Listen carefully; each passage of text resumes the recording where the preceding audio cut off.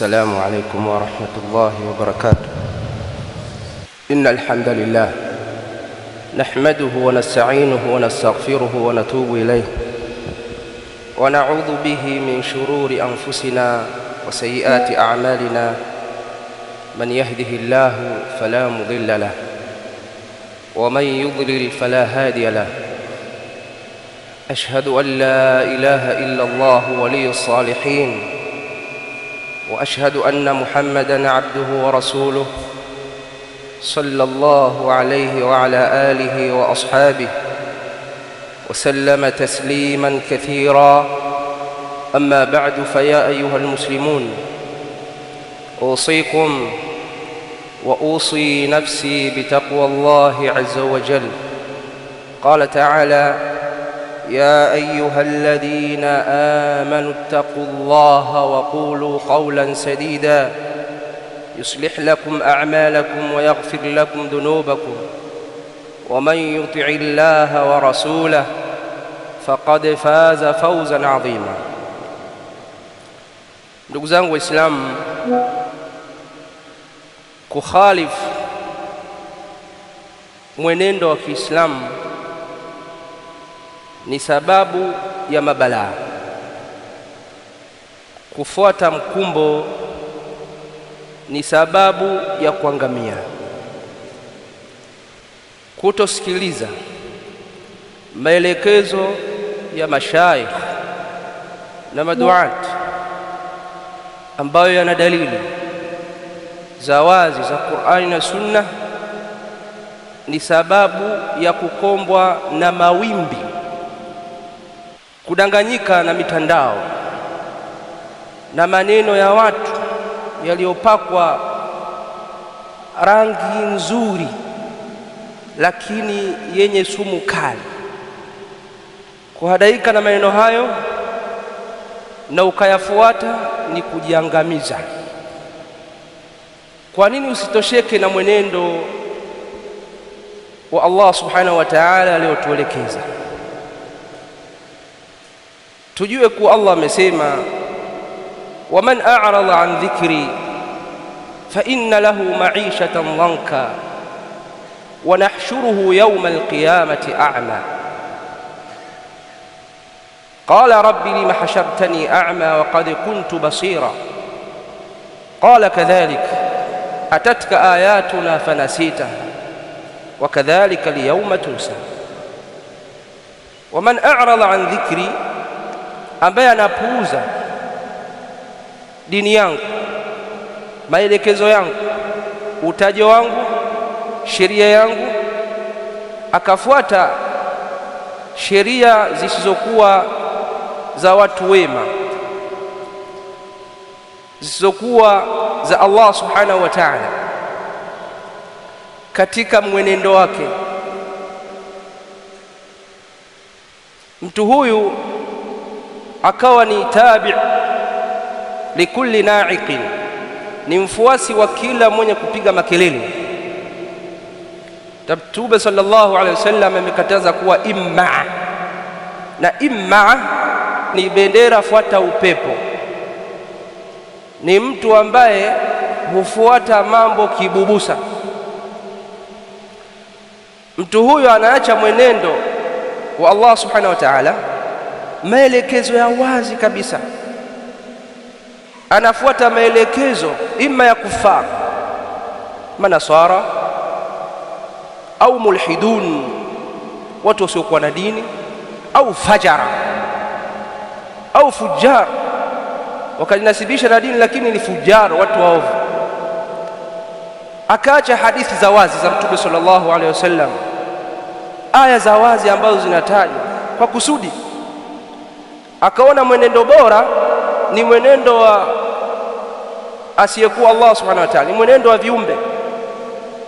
Allah anasema: fa inna lahu ma'ishatan dhanka, mtu huyo atakuwa na maisha ya dhiki, maisha ya dhiki duniani na akhira. Al-dhank imetafsiriwa dhiki duniani na kaburini, yani barzakh, kwa dalili kwamba amesema: wa nahshuruhu yawma alqiyamati a'ma, siku ya kiyama tutamfufua kipofu. Maana yake ni kwamba dhanka iliyokusudiwa hapa, kama walivyoeleza ahlul ilmi wa tafsir, ni dhank ya duniani pamoja na barzakh.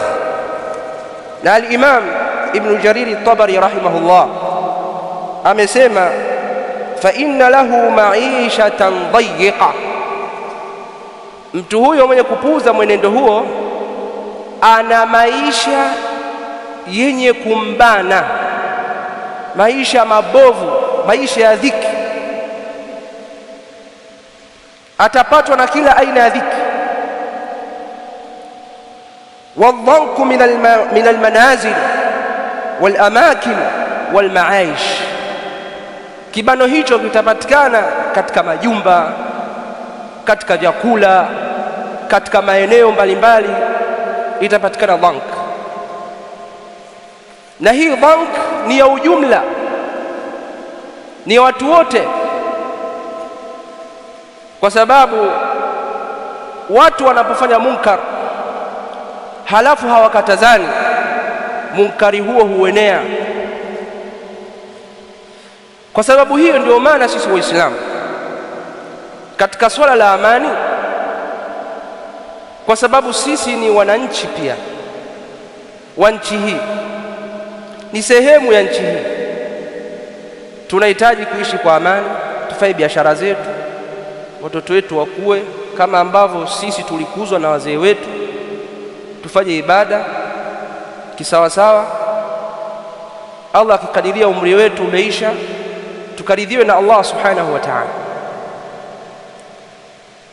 Tunafanya hivyo kwa sababu sisi ni sehemu ya nchi hii. Sasa anapotokea mtu akaharibu amani, usiseme kwa nini mashekhe wanazungumza, ni kwa sababu sisi ni sehemu ya jamii hii. Ni kwa sababu ya kutokea wote tunadhurika. Tulikosa kuswali swala ya Ijumaa hapa, moja katika Ijumaa katika mji huu, watu walikuwa ndani, wengine walilala na njaa siku 2 siku 3,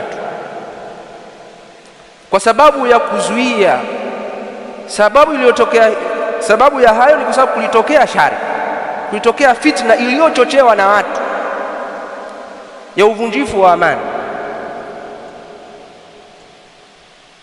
Sasa watu hao wamekuja tena kwa mbinu ile ile kwamba wanataka wavunje amani, kwa madai kuwa eti wanaandamana maandamano ya silmia, maandamano ya amani, kana kwamba mwanzo hawakusema kuwa ni maandamano ya amani. Kana kwamba, ayuha almuslimun, lazima tuwe wafuatiliaji wa mambo kwa ukaribu sana, ili tusidanganyike kiurahisi. Kwa nini baadhi ya mashekhe wameongea na matamko, japo wengine wamevuka mipaka kidogo, lakini kwa nini wameongea? Ni kwa sababu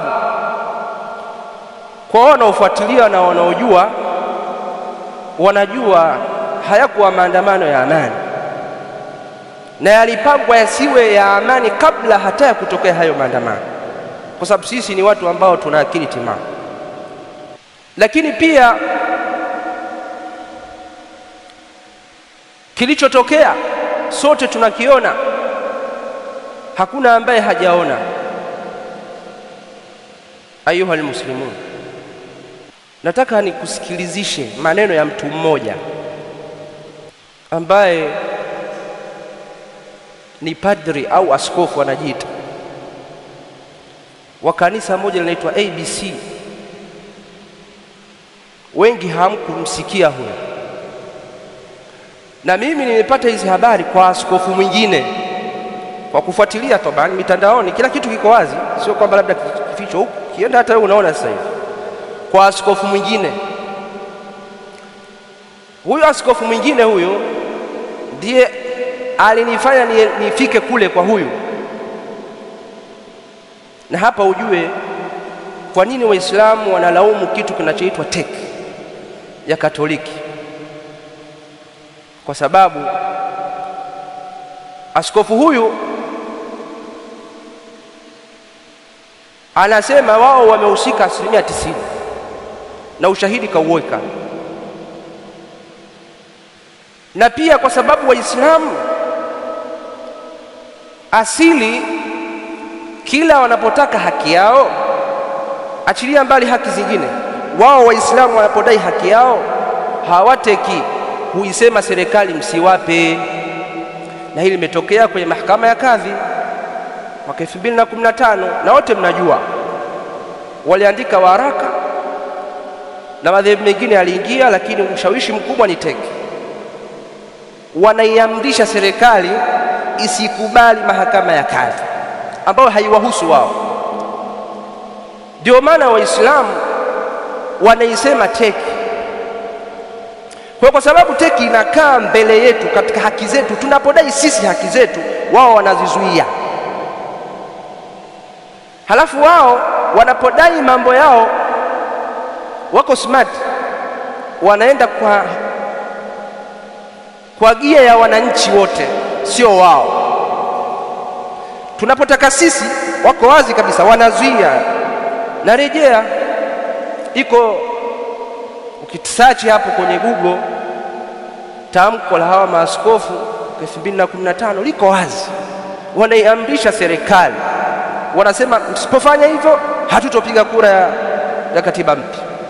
Amri, na kweli jambo likafa. Kwa hiyo wanazuia haki zetu kusudi, ambazo haziwadhuru,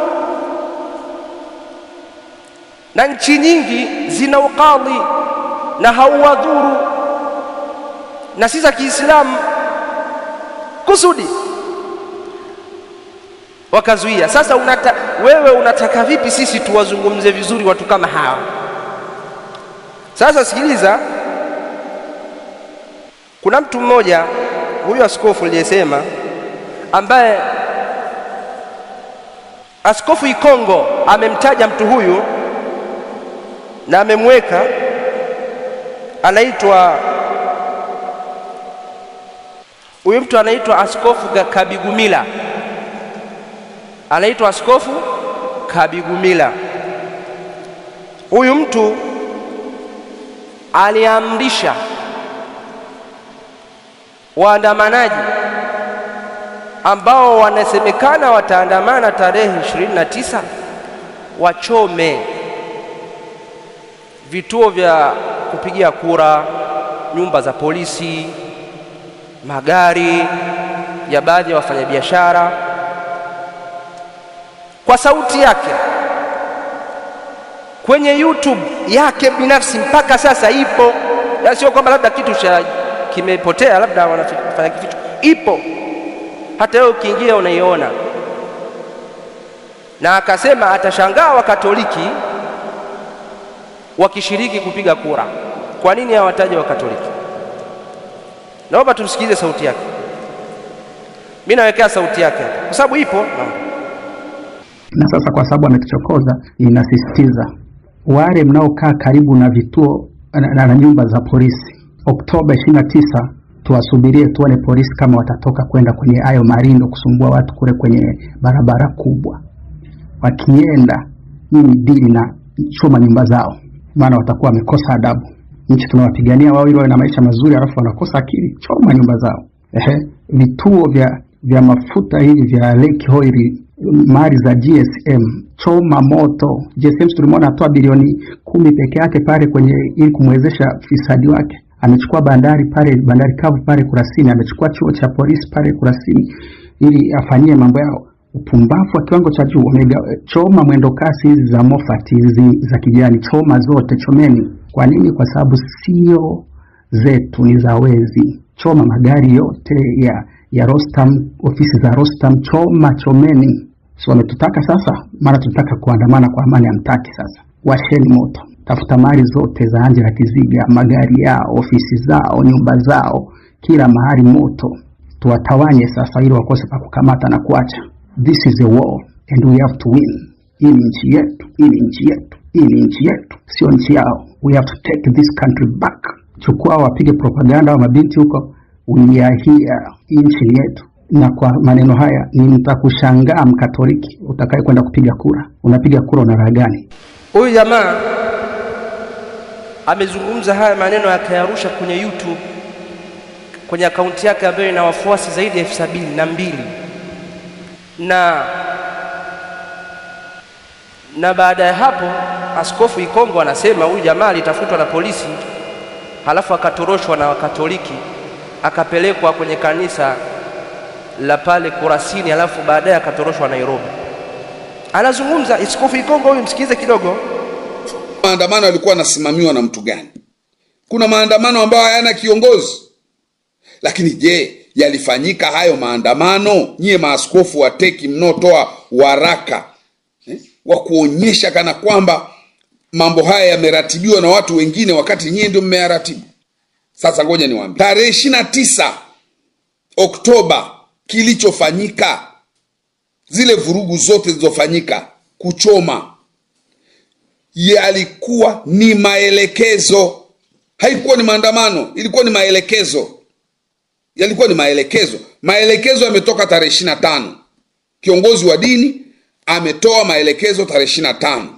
Tarehe 29 Oktoba hiyo vurugu zikafanyika. Na maelekezo yote aliyoyasema tarehe 25 ndio yaliyofanyika tarehe 29.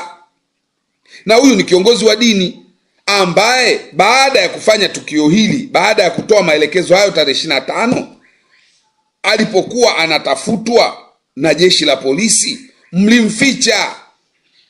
Na sasa mmemuondoa, amekimbilia Nairobi. Yuko hapo Nairobi sasa hivi.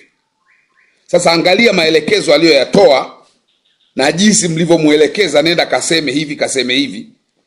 Angalia, nataka uangalie hii klipu, uangalie uone haya anayoyasema huyu kama sio maelekezo. Maana ameyasema tarehe 25 na utekelezaji tarehe 29 Oktoba. Yaani ndani ya siku ngapi? Siku 3 tu vijana wakatekeleza.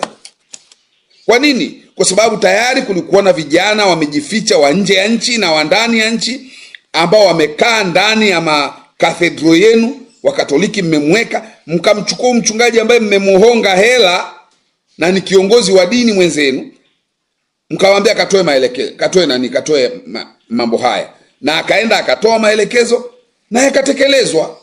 Sasa leo mnayabatiza jina kwamba ni maandamano wakati ni maelekezo. Hebu msikilize vizuri hapa. Msikilize kabisa kwa umakini, alafu mniambie. Wale mnaokaa karibu na vituo na nyumba za polisi, choma nyumba zao. Vituo vya mafuta hivi vya Lake Oil, choma moto. Choma mwendo kasi hizi za Moffat hizi za kijani, choma zote, chomeni. Kachomeni vituo vya kupiga kura. Choma vituo vya kupiga kura. This is a war. Baada ya kumsikiliza mtumishi wa Mungu huyu Bigumila anavyoongea kwa maelekezo yake, hamwezi kuona kwamba hayo ndio maelekezo yaliyofanywa tarehe 29. Kuna maandamano hapa. Kiongozi wa dini mkubwa ambaye anaheshimika ndani ya nchi hii ametoa maelekezo hayo mlioyasikia, na alipoeleza ndivyo iliyofanyika. Amesema kachomeni petrol station zote, choma. Watu wamechoma tarehe 29. Tarehe 25 hiyo hiyo amesema chomeni vituo vya polisi, na umeona wametekeleza maelekezo yao, wamechoma vituo vya polisi. Sasa mimi niwaulize nyie viongozi wa TEC, maaskofu 41, niwaulize nyie ambao ni wasomi, ambao tuseme ukweli wala tusidanganyane. Hivi kweli katika vile vituo vya polisi vya vituo vya petrol station ambavyo vimechomwa vya mafuta havina walinzi? Unataka unaambia petrol station za Tanzania hazina walinzi? Wako walinzi, tena wako pale, unakuta walinzi 2 wamekaa na wako na silaha. Sasa nataka niwaulize, maelekezo haya ya huyu kiongozi wa dini kuwaelekeza vijana na vijana wakaamua sasa kutekeleza hayo maelekezo, wakaenda katika utekelezaji wake, wakaingia kwenye petrol station wakaanza kuchoma kwa sababu kiongozi wa dini amesema. Sasa wameshachoma, wamemaliza. Nataka niwaulize nyie viongozi wa TEC, hawa walinzi wa vituo vya mafuta ambao wamekaa na silaha na watu wanakuja kuchoma kituo cha mafuta, kabisa wanakuja kuchoma moto. Sio moto wa bahati mbaya kwamba utapiga simu zima moto ije. Askari wamekaa pale, watu wanakuja na wako na silaha na wanalinda kituo chao cha mafuta, alafu watu wamekuja kuchoma. Unategemea hao watu au askari wanaolinda kituo cha mafuta, wewe padri, wewe askofu wa teki mko 41, mnategemea wale askari wanaolinda kituo cha mafuta waseme karibuni sana, chomeni, alafu wawachekee tu? Mnategemea hilo? Ndugu Waislamu, jambo liko wazi. Jambo liko wazi. Tarehe 25 yalitolewa maelekezo ya kwamba wanaodaiwa wanaandamana wakachome moto. Kwa aslan sisi tunaposema maandamano hayafai, kwa sababu ndani yake yanabeba nia mbaya. Unaweza ukasema ni ya amani, lakini kuna watu wamepanga mambo yao. Wewe unaenda kwa nia ya amani, wenzako wanakuja kwa nia nyingine, kama ambavyo huyu anaitwa Askofu Kagumila something, jina kama hili, amezungumza. Sasa unataka nini zaidi ya hapo? Kwa nini hamtaki kusikiliza maelekezo ya mashaikh? Kwa nini mnataka kusikiliza tu wanaharakati wa mtandaoni? Mashaikh wanazungumza kutokana na ilmu, kutokana na dalili ya Qur'ani na Sunna. Mnatishiwa tu PhD. Sasa kama PhD, mfano kafanya PhD ya ngoma, sasa itamsaidia nini? Yaani kama kaandika, sasa PhD ni kuandika, unaandika. Sasa unaandika kuhusu ngoma, jinsi ya kupiga ngoma vizuri, vinanda vizuri kanisani. Hiyo PhD wewe inakupa elimu gani? Nasallallahu salama wal afia. Innal hamdalillah nahmaduhu wa nasta'inuhu wa nastaghfiruhu wa natubu ilayhi wa na'udhu bihi min shururi anfusina wa sayyiati a'malina. Man yahdihillahu fala mudilla lahu wa man yudlil fala hadiya lahu. Ashhadu an la ilaha illa Allah waliyus salihin wa ashhadu anna Muhammadan abduhu wa rasuluhu sallallahu alayhi wa ala alihi wa ashabihi wa sallama tasliman kathira. Amma ba'd. Ndugu Waislamu, kitu ambacho wamefanya na ambacho wanaendelea kudhamiria kukifanya ni ufisadi katika ardhi. Na Allah subhanahu wa ta'ala anataka watu tufuate haki wala sio mafisadi. Qala ta'ala, walau ittaba'a al-haqqu ahwa'ahum lafasadati as-samawati wal-ardu wa man fihin bal ataynahum bidhikrihim fahum an dhikrihim mu'ridun. Laiti kama haki ingefuata matamanio yao, ingekuwa matamanio ya watu vile wanavyotamani ndio inahesabika kwamba ni haki, la fasadati samawati wal ardh, mbingu na ardhi zingefisidika, wa man fihinna, na vilivyomo. Kwa hiyo haki sio kufuata matamanio ya fulani, yuko Marekani, yuko wapi. Hiyo sio haki. Haki ni kufuata maelekezo ya Allah subhanahu wa ta'ala, anayewajua waja wake kwamba zikija fitani, jiepusheni na kufanya khuruji, kutoka katika toa ya mtawala, kufanya maandamano, kwa sababu kunaleta shari kubwa. Kinachoangaliwa ni shari kubwa kuliko maslaha.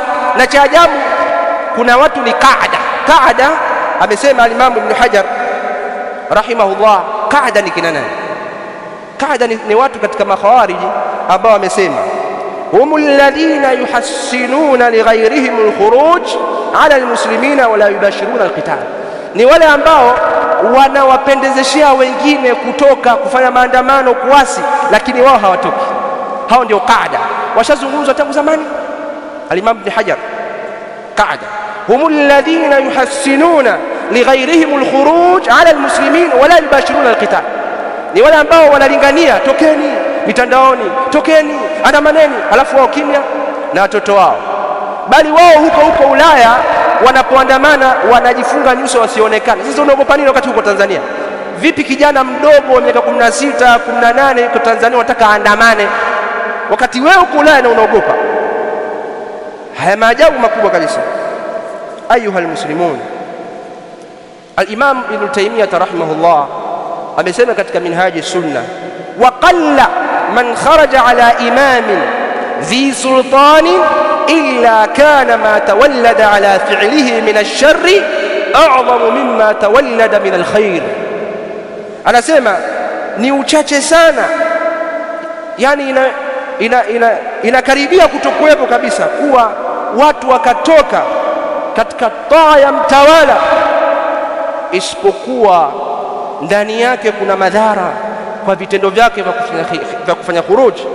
Shari ni kubwa kuliko kheri inayopatikana, kwa maana ni mara chache sana kupatikana kheri katika uasi, na kilichofanyika ni uasi na wala sio maandamano. Hayo yanaitwa maandamano ya amani, ni uasi.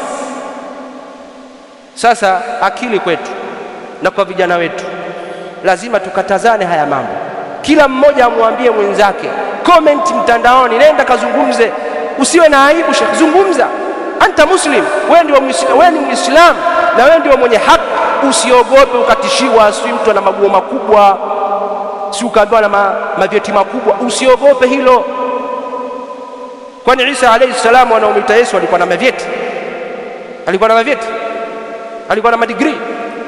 Kwani maulama wetu sisi hawana mavyeti na madigrii?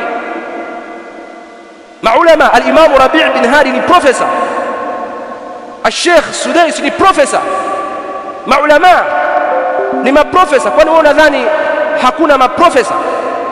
Mashekhe sio maprofesa? Unatutisha na degree. Kwa hiyo ndugu zangu Waislamu, sisi tunafanya rududi kwa yeyote awe Muislamu. Tumefanya radi kwa makhawarij hapa na kuwataja majina kina Abu Dirogo na wengineo. Itakuja kuwa kwa mtu ambaye ni kafir, ambaye anatumia damu zetu, damu za vijana wetu kwa ajili ya kujinufaisha yeye mwenyewe binafsi. Hilo hatuwezi kulikubali, na jambo hilo tunaiomba serikali isimame kidete, na tunaiombea kwa Allah Subhanahu wa Ta'ala waweze kudhibiti amani na usalama. Hatuungi mkono watu kujichukulia hatua mkononi kwamba umpige yule kwa sababu ni kafir, la. Manhaji yetu ya kisalafi inakataza, lakini serikali tunaiombea kwa Allah iwe thabit katika kusimamia jambo hili. Sisi tunazungumza serikali, hata akiondoka rais aliyopo akija mwingine, hiyo ndio manhaji yetu, na kabla ya rais huyu ndio manhaji yetu, na alikuwa rais sio Muislamu, ndio manhaji yetu, kwa sababu ndio manhaji salaf. Hii ndio manhaji ya wema waliotangulia. Mambo yanaenda kwa mazungumzo ya siri ambayo ndani yake yana ihtiramu, yana kuheshimiana, sio maamrisho. Sio unaamrisha, unatakana ukazungumze, uombe mazungumzo kwa ihtiramu, kwa sababu watu wote hapa ni wananchi wa nchi hii, hakuna mgeni wala mwenyeji. Nas'alullah subhanahu wa ta'ala salamata wal afia. Allahumma rabbana atina fid dunya hasana wa fil akhirati hasana wa qina adhaban nar. Sallallahu ala nabiyyina Muhammad wa ala alihi wa sallam.